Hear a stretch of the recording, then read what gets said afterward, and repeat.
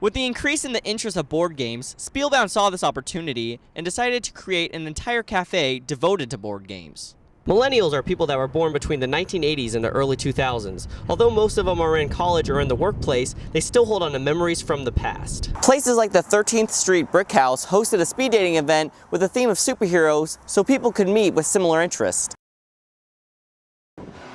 The Omaha Film Festival was established in 2005 and has been awarded one of the 50 film festivals worth the entry fee. The Omaha Film Festival is hosted by Village Point every year. This year it goes from March 7th to the 12th. But how does one get into the film festival?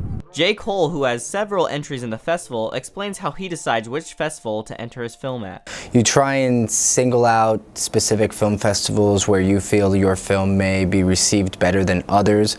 Cole says aspiring filmmakers should be registered on sites like Without a Box and Film Freeway because they will send out updates and reminders for film festivals.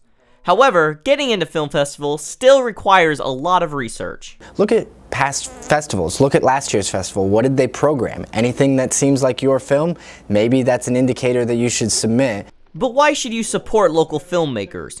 Trent Ostrom, who attends the film festival each year, explains the importance of supporting local films. But when you see a local movie, you're seeing most likely local actors, local directors, and oftentimes probably the subjects that are going on in the movie might be a lot more relevant to your individual area. For the Omaha News, I'm Zachary Padilla.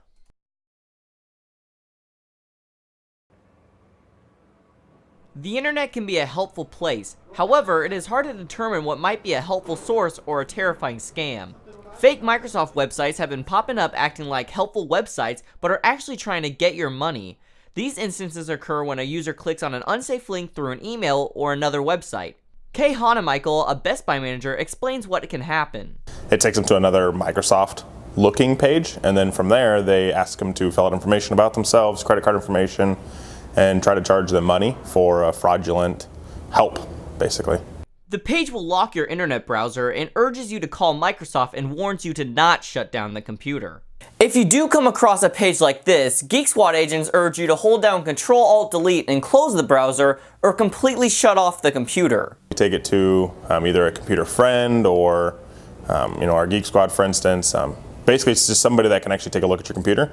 However, these tricks can occur even when you aren't using the computer. Gabe Bierman has experienced Microsoft scams as phone calls when he was away at work. So it seems strange that they were detecting viruses on my computer that was off and at home. And I was pretty suspicious, and I looked the phone number up. And it wasn't a registered Microsoft phone number. For the Omaha News, I'm Zachary Padilla.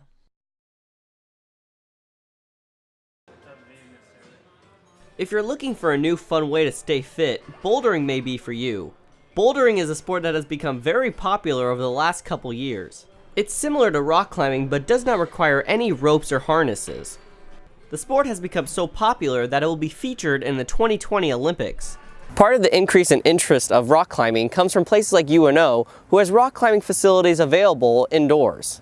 Mark Powell, who frequents the UNO climbing gym, explains why he thinks it has become so popular. Well, there's a lot more gyms for rock climbing, and it's not just for people building strength to climb outside. People climb indoors now because it's fun, and there's a lot of stuff that they can do, and it's not just like tiny little holds that are painfully sharp. Curtis Kratz, who has been bouldering for several years, explains why it's different than other sports. Me personally, I definitely, as a soccer player, have had more development in my leg muscles, so jumping into rock climbing, I definitely have had to develop muscles I hadn't used before. For the Omaha News, I'm Zachary Padilla.